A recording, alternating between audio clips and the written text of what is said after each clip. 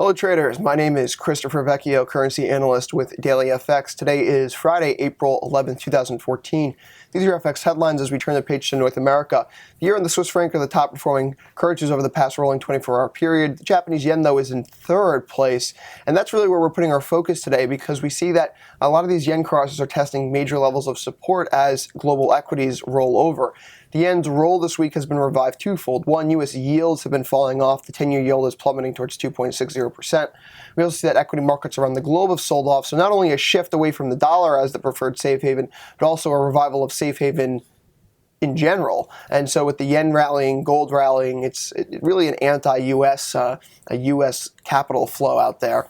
But right now, though, we're looking at two or three yen pairs in particular. First off, dollar yen trading back to this channel support going back to the end of January. Listen, right now, if we move below 101.20, that would be an indication that a test of 100.75 is due. If we crack 100.75, the yearly low, then this looks like this was just a bear flag that had developed against the highs, and that would point for a much lower move, perhaps towards below 97. Euro yen looks very similar, although it has been a little more resilient because we've seen that the euro has been more resilient relative to the dollar, at least.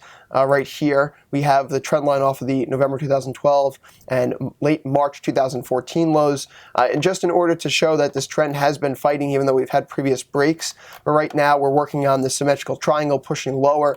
We've had some rejections against this pivot high, 141.50, 55, over the past several days. Until we get back through there convincingly, a close above there on a 4-hour basis, longs don't look too healthy from here. For now, because we've seen previous support come in play right below, that 140 figure, 139.90, 95. This is a situation where if euro yen is going to sell off, we're going to want to see a convincing break lower. What we do like, though, is we've moved away from the oversold condition in the slow stochastic oscillator, and therefore it's digested, so to speak. We can make another push lower without seeing a technical oversold condition. That's it for me today. We do have some U.S. economic data coming out over the next few hours that could drive markets. U of Michigan consumer confidence, April preliminary due at 81 versus 80 expected.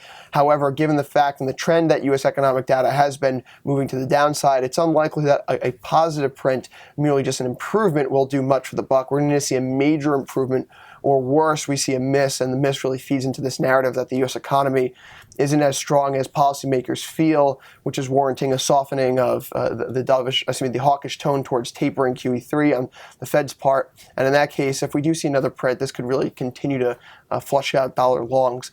Again, I'll be back on Tuesday at 6 Eastern, 10 GMT for my weekly trading Q&A.